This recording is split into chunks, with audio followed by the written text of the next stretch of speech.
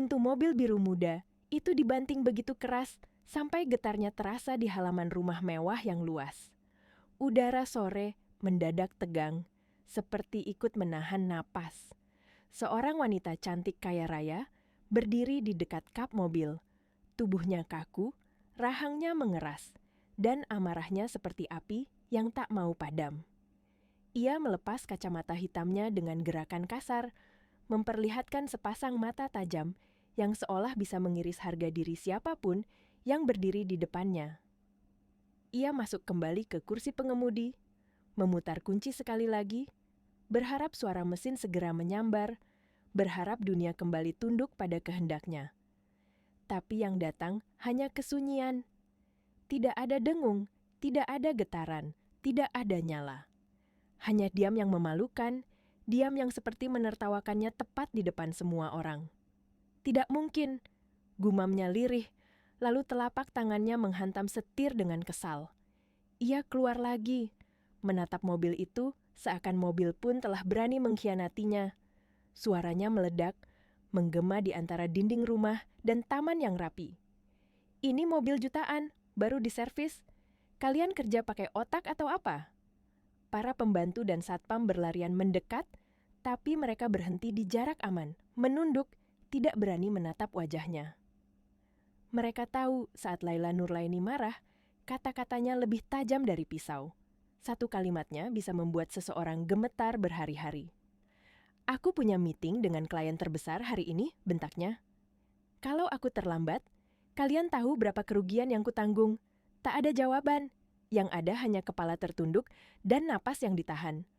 Ada rasa takut yang sudah lama tinggal di rumah itu, rasa takut yang muncul setiap kali Laila meninggikan suara. Laila tertawa dingin, pendek, tanpa humor. Baginya, diam mereka hanyalah bukti bahwa mereka pantas dimarahi. Tipikal digaji mahal, hasilnya nihil. Di sudut taman, seorang pria yang sedang menyiram tanaman berhenti. Bajunya sederhana, warnanya sudah pudar. Celananya penuh noda tanah. Tangannya kasar, kulit wajahnya gelap terbakar matahari. Dan ia berdiri seperti seseorang yang sudah terbiasa tak dianggap. Namun kali ini, ia melangkah maju. Langkahnya pelan, ragu, seolah ia tahu satu kata yang salah bisa menjadi bencana. Bu Laila, ucapnya pelan, sopan, hampir seperti meminta izin untuk bernapas. Kalau boleh, saya bisa coba periksa mobilnya. Laila menoleh perlahan. Tatapannya dingin, menilai, merendahkan. Lalu ia tertawa kecil yang berubah menjadi tawa sinis, kejam, seperti menertawakan mimpi orang kecil. Tukang kebun mau benerin mobilku. Ia berjalan mendekat, memutari pria itu seakan sedang menilai barang yang tidak layak berada di tempat mahal. Lalu suaranya turun tajam, penuh hinaan. Lihat dirimu, sepatumu kotor, bajumu bau tanah. Kamu pikir pantas berdiri dekat mobil ini? Pria itu menelan ludah, tapi tidak mundur. Namanya Basir, 29 tahun. Ia sudah lama terbiasa dipandang rendah. Ia sudah kenyang dengan tatapan yang mengatakan ia tidak berarti. Tapi hari itu, hinaan Laila tetap menyesakkan, tetap menampar sesuatu di dalam dadanya. Meski begitu, ia menahan semuanya. Ia memilih tetap sopan, seolah harga dirinya tidak bergantung pada cara orang lain memperlakukannya. Saya cuma ingin membantu, Bu, katanya pelan. Masalahnya kelihatannya ringan. Alis Laila terangkat, seakan kata ringan adalah penghinaan untuknya. Suaranya meninggi lagi, makin menusuk. Ringan, dengar ya. Harga satu ban mobil ini bisa beli hidupmu dari lahir sampai mati. Para pembantu saling pandang, tidak berani ikut campur. Udara makin tebal oleh ketegangan. Basir diam sejenak. Napasnya masuk pelan, keluar pelan. Lalu ia mengangkat wajahnya, menatap Laila dengan ketenangan yang aneh, ketenangan yang tidak seharusnya dimiliki seorang tukang kebun di depan majikannya. Berikan saya 5 menit saja. Kalimat itu jatuh seperti batu ke dalam air yang tenang. Seketika suasana berubah hening, bahkan angin seolah berhenti. Karena bagi semua orang di halaman itu, 5 menit terdengar seperti lelucon atau awal dari sesuatu yang akan mempermalukan Basir di depan semua mata. Laila menyilangkan tangan di dada, Dagunya terangkat tinggi, seolah 5 menit yang diminta Basir adalah penghinaan terakhir yang masih bisa ia toleransi sebelum meledak lebih besar. Ia menatap arlojinya dengan sengaja, memperlihatkan kilau mahal di pergelangan tangannya, lalu menghembuskan napas panjang yang penuh ejekan. 5 menit, katanya pelan tapi tajam. Kalau dalam 5 menit mobil ini tidak hidup, kamu pergi dari sini. Jangan pernah muncul di hadapanku lagi. Kalimat itu terdengar seperti vonis. Para pembantu terkejut, beberapa menahan napas, beberapa lain memejamkan mata. Mereka tahu, bagi orang seperti Basir, kehilangan pekerjaan berarti kehilangan segalanya. Tapi Basir hanya mengangguk pelan, tanpa membantah, tanpa memohon. Wajahnya tetap tenang, meski jantungnya berdetak lebih cepat dari biasanya. "Baik, Bu." Ia membuka kap mobil dengan hati-hati, seolah menyentuh sesuatu yang rapuh. Laila berdiri tak jauh darinya. Sepatu hak tingginya menancap di tanah taman. Jelas tidak suka melihat debu mendekati kilau sepatunya.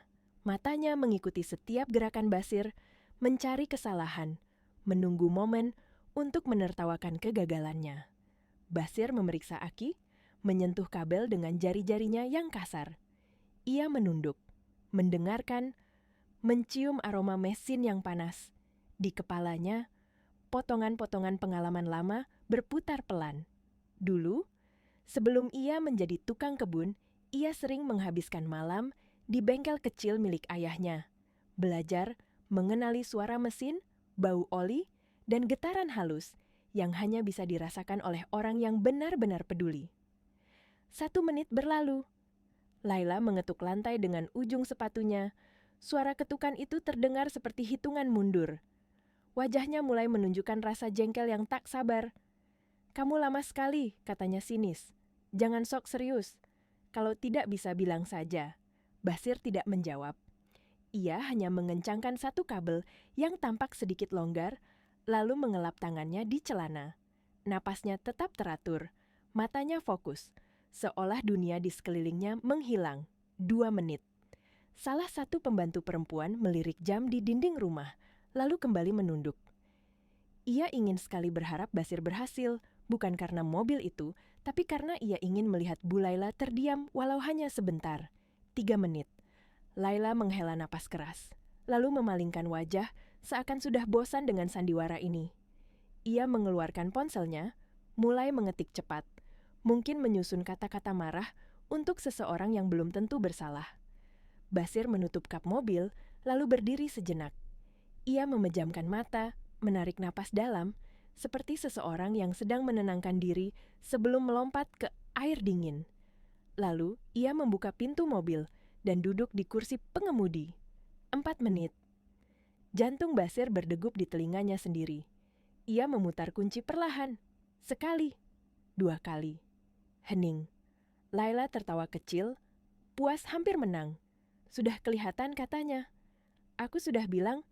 Namun sebelum kalimat itu selesai, Basir memutar kunci sekali lagi. Kali ini suaranya berbeda. Mesin bergetar pelan, lalu menyala, stabil, hidup seperti tidak pernah bermasalah. Suara mesin itu memecah udara sore seperti petir di langit cerah. Semua orang membeku. Laila terdiam, mulutnya sedikit terbuka, ponsel di tangannya hampir jatuh. Matanya menatap dashboard, seolah tidak percaya pada apa yang ia lihat dan dengar. Mesin mobilnya hidup, benar-benar hidup. Basir mematikan mesin kembali, lalu keluar dengan tenang.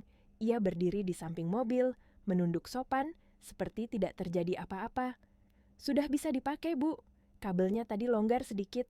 Hening kembali turun, tapi kali ini hening yang berat, hening yang memalukan.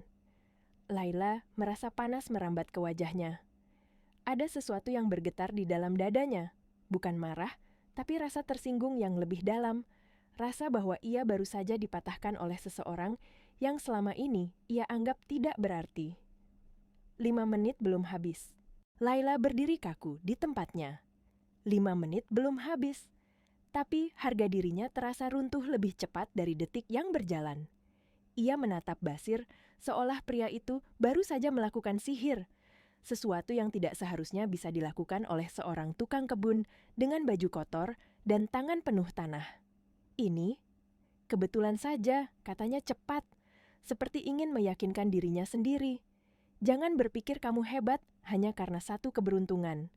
Basir hanya tersenyum tipis, senyum yang tidak menantang, tidak pula bangga. Ia kembali menutup kap mobil dengan hati-hati, memastikan semuanya rapi. Ia tahu, bagi orang seperti Laila, mengakui kesalahan jauh lebih sulit daripada memaafkan orang lain. Kalau tidak ada yang lain, saya kembali bekerja, Bu, ucapnya sopan. Namun Laila tidak langsung menjawab. Ada konflik yang jelas di wajahnya. Di satu sisi, ia marah karena telah dipermalukan di depan para pembantu. Di sisi lain, ia tidak bisa menyangkal bahwa pria yang baru saja ia hina telah menyelamatkan harinya. Meeting pentingnya masih bisa ia hadiri. Reputasinya belum hancur. Ia melangkah mendekat, suara sepatunya terdengar lebih keras dari biasanya. Para pembantu mundur sedikit, memberi ruang, takut akan ledakan emosi berikutnya. Kamu pernah belajar otomotif? Tanyanya tajam, seolah pertanyaan itu adalah interogasi. Sedikit, jawab Basir jujur. Ayah saya dulu punya bengkel kecil. Laila mendengus. Bengkel kecil. Kalimat itu baginya tetap terdengar rendah. Tapi di dalam hatinya, ada suara kecil yang mengganggu, suara yang mengatakan bahwa mungkin ia telah salah menilai. Ia mengeluarkan dompetnya, menarik beberapa lembar uang tanpa menghitung, lalu menyodorkannya ke arah Basir. Ini untukmu. Anggap saja bonus. Uang itu berkilau di bawah sinar matahari sore. Jumlahnya cukup besar untuk ukuran upah seorang tukang kebun. Para pembantu menahan napas, mengira Basir akan langsung mengambilnya dengan rasa syukur yang berlebihan. Namun, Basir tidak bergerak. Ia menatap uang itu sejenak, lalu menggeleng pelan. Terima kasih, Bu, tapi saya hanya melakukan pekerjaan saya. Kalimat itu menghantam Laila lebih keras dari teriakan manapun. Ia tidak terbiasa ditolak, apalagi oleh seseorang yang berada di posisi serendah Basir. Tangannya sedikit gemetar saat ia menarik kembali uang itu. Kamu meremehkan pemberianku? Suaranya dingin terancam. Tidak, Bu, jawab Basir tenang. Saya cuma tidak ingin Bu berpikir semuanya bisa dibeli. Suasana berubah drastis, udara terasa berat, hampir menyesakan. Beberapa pembantu saling pandang, tidak percaya dengan apa yang baru saja mereka dengar. Belum pernah ada yang berbicara seperti itu kepada Laila. Wajah Laila memucat lalu memerah. Dadanya naik turun, amarah dan rasa malu bercampur jadi satu. Untuk sesaat, ia ingin berteriak, memecat Basir saat itu juga. Menunjukkan siapa yang berkuasa. Tapi, entah mengapa, kata-kata itu tidak keluar. Ia berbalik tajam, rambutnya terayun, lalu melangkah menuju mobil. Sebelum masuk, ia berhenti sebentar tanpa menoleh. Kita bicara nanti, katanya singkat. Mesin mobil dinyalakan kembali, kali ini tanpa masalah.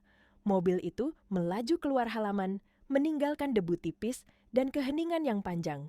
Basir berdiri diam, menatap mobil itu sampai menghilang. Di dadanya ada perasaan aneh. Ia tidak tahu apakah ia baru saja menyelamatkan dirinya, atau justru menanam benih masalah yang jauh lebih besar. Keheningan di halaman rumah itu bertahan lama setelah mobil Laila menghilang di balik gerbang besi. Para pembantu masih berdiri di tempat mereka, seolah takut bergerak akan memicu sesuatu yang buruk. Basir menunduk, mengambil selang air, dan kembali menyiram tanaman seperti biasa. Gerakannya tenang, tapi pikirannya tidak. Kata-kata terakhir Laila terus terngiang di kepalanya. Kita bicara nanti. Kalimat itu terdengar sederhana, tapi bagi Basir itu seperti awan gelap yang menggantung di atas kepalanya. Ia tahu, orang seperti Laila tidak pernah berkata tanpa maksud. Dan maksud itu jarang berakhir baik untuk orang kecil. Sore berubah menjadi malam. Lampu-lampu taman menyala satu persatu, menerangi jalan setapak yang rapi. Para pembantu masuk ke dalam rumah, menyelesaikan tugas mereka dengan lebih cepat dari biasanya. Mereka berbisik pelan, membicarakan kejadian sore itu, sebagian kagum, sebagian takut, semuanya sepakat bahwa hari ini terasa berbeda. Basir menyelesaikan pekerjaannya terakhir, lalu duduk sebentar di bangku kayu dekat kolam kecil. Tangannya pegal, bajunya basah oleh keringat dan air, tapi ia tidak langsung pulang. Ada rasa gelisah yang membuat dadanya berat. Ia teringat ibunya di rumah kontrakan kecil, yang selalu berpesan agar ia bersabar, agar ia menunduk demi bertahan hidup. Ia teringat adiknya yang masih sekolah, yang membutuhkan uang setiap bulan.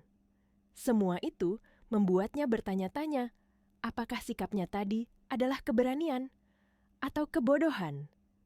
Tidak lama kemudian, suara mobil kembali terdengar dari kejauhan. Lampu depan menyapu halaman, lalu berhenti, tepat di tempat yang sama seperti sore tadi. Laila kembali. Pintu mobil dibuka dengan cepat. Kali ini, langkahnya tidak terburu-buru. Wajahnya tenang, terlalu tenang, seperti seseorang yang telah membuat keputusan. Sepatu haknya berbunyi pelan di lantai marmer saat ia berjalan masuk ke halaman. Basir berdiri, refleks. Jantungnya berdetak lebih kencang. Ia menunduk sopan saat Laila berhenti beberapa langkah di depannya. "Ikut aku," katanya singkat. Tanpa penjelasan, tanpa nada tinggi. Justru ketenangan itulah yang membuat situasi terasa lebih menegangkan. Basir ragu sejenak, lalu mengangguk dan mengikuti Laila masuk ke dalam rumah besar itu. Ini pertama kalinya ia melangkah lebih jauh dari area taman. Interior rumah itu dingin dan mewah. Lampu kristal menggantung, memantulkan cahaya ke dinding yang berkilau. Basir berjalan pelan, merasa asing, seperti orang yang tersesat di dunia lain. Mereka berhenti di sebuah ruangan kerja. Laila membuka pintu, lalu duduk di balik meja besar. Ia menyilangkan kaki, menatap Basir dengan pandangan yang sulit dibaca. "Duduk," katanya. Basir duduk di kursi di seberang meja, punggungnya tegak, tangannya bertaut di pangkuan. Ruangan itu sunyi, hanya suara jam dinding yang berdetak perlahan. "Aku tidak suka dibantah," Laila memulai, suaranya rendah. "Apalagi oleh orang yang kubayar. Saya minta maaf kalau kata-kata saya menyinggung." "Bu," jawab Basir jujur. "Saya tidak bermaksud kurang ajar." Laila menatapnya lama. Tatapan itu menusuk, seolah mencoba menembus lapisan kesopanan Basir, mencari celah, mencari kelemahan. "Kamu tahu kenapa aku memanggilmu?" tanyanya. Basir menggeleng pelan. "Karena aku benci kejutan. Dan hari ini, kamu memberiku kejutan." Ia bersandar di kursinya, menghela napas pelan. Ada kelelahan yang samar di wajahnya, sesuatu yang jarang dilihat orang lain. "Kamu tidak seperti yang lain," katanya akhirnya. "Dan orang yang tidak seperti yang lain bisa jadi masalah." Kalimat itu menggantung di udara, berat, penuh makna ganda. Basir menunggu, menahan napas, tidak tahu apakah yang akan datang adalah ancaman atau kesempatan. Basir menatap Laila tanpa berkedip. Kata-kata itu masih menggantung di udara, menekan dadanya seperti beban tak terlihat. Orang yang tidak seperti yang lain bisa jadi masalah. Ia tahu betul makna kalimat itu, terlalu sering ia dengar dalam bentuk yang berbeda sepanjang hidupnya. "Saya tidak berniat jadi masalah untuk siapapun, Bu," ucapnya pelan. "Saya hanya ingin bekerja dengan baik." Laila tersenyum tipis, senyum yang tidak sepenuhnya hangat. Ia bangkit dari kursinya dan berjalan mengitari meja, langkahnya perlahan, penuh perhitungan. Basir bisa merasakan kehadirannya semakin dekat, seolah jarak fisik itu sengaja dipersempit untuk menekan mentalnya. "Masalahnya," kata Laila sambil berhenti tepat di sampingnya, "orang yang bekerja terlalu baik sering lupa tempatnya." Basir menunduk sedikit, menahan dorongan untuk menjawab lebih jauh. Ia tahu, satu kalimat tambahan bisa mengubah arah pembicaraan menjadi bencana. "Aku tidak memanggilmu ke sini untuk memecatmu," lanjut Laila akhirnya, kembali ke kursinya. "Kalau itu niatku, kamu sudah tidak duduk di sini sekarang." Basir mengangkat pandangan, sedikit terkejut. Ada rasa lega yang cepat muncul, tapi ia menahannya agar tidak terlihat. "Lalu untuk apa, Bu?" tanyanya hati-hati. Laila terdiam sejenak. Jarinya mengetuk meja, mengikuti irama jam dinding. Untuk pertama kalinya, wajahnya menunjukkan keraguan, sesuatu yang jarang ia biarkan terlihat. "Aku butuh orang yang bisa kupercaya," katanya pelan. "Orang yang tidak menjilat, tapi juga tahu batas." Basir terdiam. Ia tidak pernah membayangkan kata-kata seperti itu akan keluar dari mulut Laila. Wanita yang sore tadi, menghina sepatunya, bajunya, bahkan hidupnya. Kini berbicara tentang kepercayaan. Kamu punya kemampuan, lanjut Laila. Bukan hanya soal mobil. Cara kamu menolak uangku, tidak banyak orang yang berani melakukan itu. Basir menarik napas dalam. Ia mulai memahami bahwa ini bukan sekadar pembicaraan tentang mesin atau pekerjaan kebun. Ada sesuatu yang lebih besar, sesuatu yang berbahaya jika salah langkah. Saya hanya mengikuti apa yang saya yakini benar, Bu. Laila menatapnya lama, lalu tersenyum samar, kali ini lebih jujur meski tetap dingin. Itulah yang membuatku tertarik dan waspada. Ia membuka laci meja, mengeluarkan sebuah map tipis, lalu mendorongnya ke arah Basir. Mulai besok, kamu tidak hanya mengurus taman, kamu akan membantuku mengawasi beberapa hal di rumah ini. Hal-hal yang tidak semua orang boleh tahu. Basir menatap map itu tanpa menyentuhnya. Jantungnya berdetak kencang, ia tahu menerima berarti melangkah ke wilayah yang asing dan berisiko. Menolak mungkin berarti kembali menjadi orang kecil yang mudah disingkirkan. Kalau aku menolak, tanyanya pelan. Laila menyandarkan punggung, menatapnya lurus. Kalau kamu menolak, kamu tetap tukang kebun. Tapi hubungan kita akan kembali seperti semula. Dan aku tidak menjamin kamu akan selalu aman. Ancaman itu halus, dibungkus kata-kata tenang. Basir menelan ludah. Di kepalanya, wajah ibunya dan adiknya kembali muncul. Ia tahu, hidupnya tidak memberinya banyak pilihan. Ia mengulurkan tangan, menyentuh map itu dengan ragu, lalu mengangguk pelan. Baik, Bu. Laila menutup mata sejenak, seperti seseorang yang baru saja memenangkan sesuatu yang penting. Ketika ia membukanya kembali, suaranya terdengar lebih tegas. Bagus, kita mulai besok. Dan satu hal lagi, Basir mengangkat wajah. Apa yang terjadi sore ini tetap di antara kita. Basir mengangguk lagi. Ia berdiri, membungkuk sopan, lalu berbalik menuju pintu. Saat ia melangkah keluar dari ruangan itu, ia tidak tahu bahwa keputusan barusan akan menyeretnya ke dalam permainan kekuasaan, rahasia, dan pengkhianatan yang jauh lebih berbahaya daripada sekadar mobil mogok. Malam itu, Basir pulang lebih lambat dari biasanya. Jalanan sempit menuju rumah kontrakannya terasa lebih sunyi, seolah ikut menyimpan rahasia yang baru saja ia terima. Lampu-lampu rumah tetangga sudah banyak yang mati, hanya beberapa jendela masih memancarkan cahaya redup. Basir membuka pintu pelan agar tidak membangunkan ibunya. Di dalam, ibunya sudah tertidur di kursi kayu, Al-Quran kecil masih terbuka di pangkuannya. Basir berhenti sejenak, menatap wajah tua itu dengan perasaan campur aduk. Ada rasa bersalah, ada ketakutan, tapi juga ada tekad yang perlahan mengeras di dadanya. Keesokan paginya, rumah besar itu terasa berbeda. Laila tidak langsung muncul. Basir dipanggil oleh seorang asisten rumah tangga senior dan diminta menunggu di ruang samping, bukan di taman seperti biasanya. Ruangan itu sederhana, tapi jelas bukan tempat untuk tukang kebun biasa. Tak lama kemudian, Laila masuk dengan pakaian kerja rapi, wajahnya dingin dan profesional, seolah kejadian kemarin hanyalah detail kecil yang sudah ia simpan rapi di sudut ingatan. Mulai hari ini, katanya tanpa basa-basi, kamu lebih banyak berada di dalam rumah. Dengarkan, perhatikan. Catat hal-hal kecil yang menurutmu tidak wajar. Basir mengangguk. Ia tidak bertanya. Ia tahu, pertanyaan hanya akan membuka pintu ke hal-hal yang belum siap ia dengar. Hari-hari berikutnya berjalan aneh. Basir tetap menyiram tanaman, tetap memotong rumput, tapi kini ia juga diminta membersihkan gudang, membantu di garasi, bahkan sesekali diminta mengantar dokumen. Dari situlah ia mulai melihat potongan-potongan yang tidak selaras. Telepon-telepon larut malam. Tamu yang datang tanpa dicatat. Percakapan berbisik di balik pintu tertutup. Nama-nama yang diucapkan setengah, lalu dihentikan tiba-tiba saat ada orang lain lewat. Basir menyimpan semuanya di kepalanya. Ia tidak menulis apapun. Ia mengandalkan ingatannya. Seperti yang diajarkan ayahnya dulu saat belajar mesin. Dengarkan, rasakan, dan ingat. Suatu sore, saat ia membersihkan garasi, ia mendengar dua orang berbicara di ujung ruangan. Suara mereka rendah tapi cukup jelas.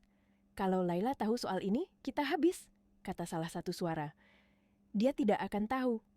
Tukang kebun bodoh itu tidak akan mengerti apa-apa, jawab suara lain sambil tertawa kecil. Basir membeku. Tangannya berhenti bergerak. Ia menunduk, berpura-pura sibuk, sementara jantungnya berdegup keras. Ia baru sadar, di mata mereka, ia masih orang yang sama seperti dulu. Tak terlihat, tak diperhitungkan. Malam itu, saat Basir melapor singkat pada Laila, ia hanya menyampaikan hal-hal kecil. Tidak semuanya. Ada naluri yang menahannya. Naluri yang mengatakan bahwa kebenaran penuh bisa menjadi senjata bermata dua. Laila mendengarkan dengan wajah datar, lalu mengangguk pelan. Teruskan, katanya singkat. Jangan gegabah. Saat Basir keluar dari ruang kerja itu, ia sadar satu hal. Ia bukan lagi sekadar tukang kebun, tapi ia juga belum tahu apakah ia sedang berjalan menuju jalan keluar atau justru masuk lebih dalam ke dalam jebakan yang tidak terlihat. Hari-hari berikutnya terasa semakin berat bagi Basir. Ia mulai memahami bahwa keheningan di rumah besar itu bukanlah tanda kedamaian, melainkan selimut yang menutupi banyak hal busuk. Setiap langkahnya kini diiringi perasaan diawasi, meski tak pernah ada yang terang-terangan menatapnya. Senyum para pekerja lain terasa kaku, percakapan berhenti mendadak saat ia mendekat. Suatu malam, hujan turun deras. Angin mengguncang pepohonan di halaman, membuat bayangan ranting menari liar di dinding kaca. Basir sedang membersihkan lorong belakang ketika ia mendengar suara pecahan kecil dari arah gudang lama, tempat yang jarang digunakan. Ia ragu sejenak. Nalurinya menyuruh pergi, berpura-pura tidak mendengar apapun, tapi rasa ingin tahunya lebih kuat. Ia melangkah pelan, menahan napas, dan mengintip dari celah pintu yang sedikit terbuka. Di dalam, dua pria berdiri di dekat meja. Di atasnya tergeletak beberapa map dan sebuah tas hitam. Salah satu pria itu adalah orang kepercayaan Laila, yang sering terlihat mondar-mandir, membawa dokumen. Yang satunya lagi asing, wajahnya keras, matanya tajam. Barangnya aman kan? Tanya pria asing itu. Aman? Tapi kita harus cepat. Laila mulai curiga, jawab yang lain. Nama itu membuat jantung Basir berdegup keras. Ia mundur sedikit, tapi kakinya menginjak pecahan kaca.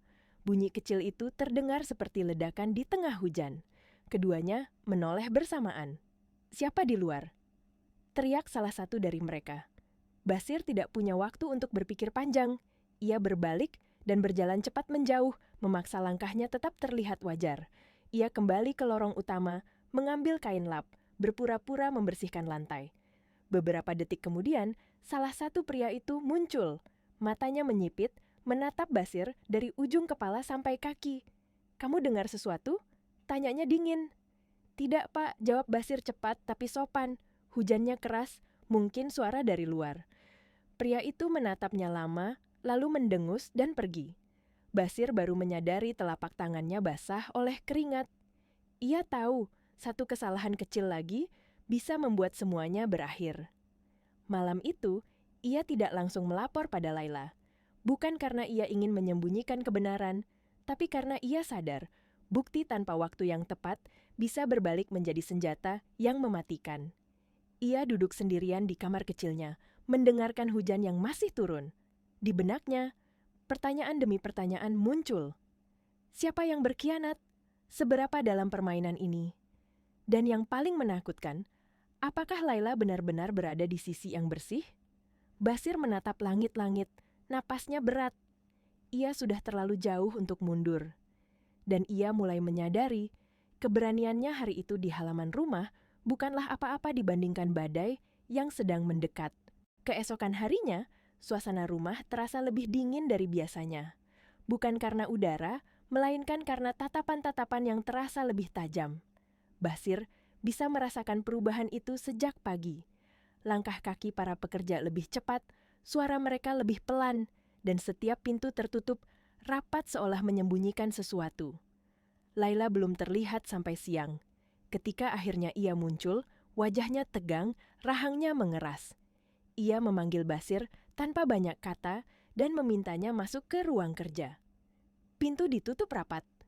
Kali ini, tidak ada senyum tipis, tidak ada nada tenang. Kamu tahu sesuatu? Kata Laila langsung, matanya menancap tajam. Jangan bohong padaku. Basir terdiam sejenak. Detik itu terasa panjang.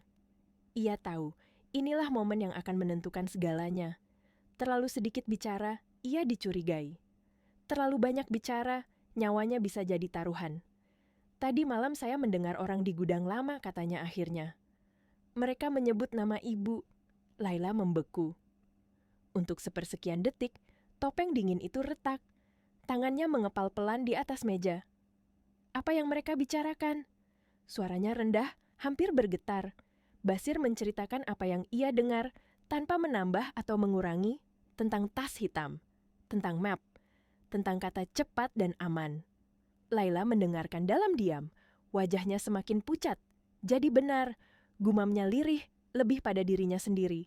Ia bangkit dari kursinya dan berjalan mondar-mandir. Sepatu haknya berbunyi cepat, menandakan pikirannya yang kacau. Basir berdiri kaku, merasa seperti berdiri di tengah badai yang siap menghantam. Mereka mencoba menjebakku, kata Laila akhirnya.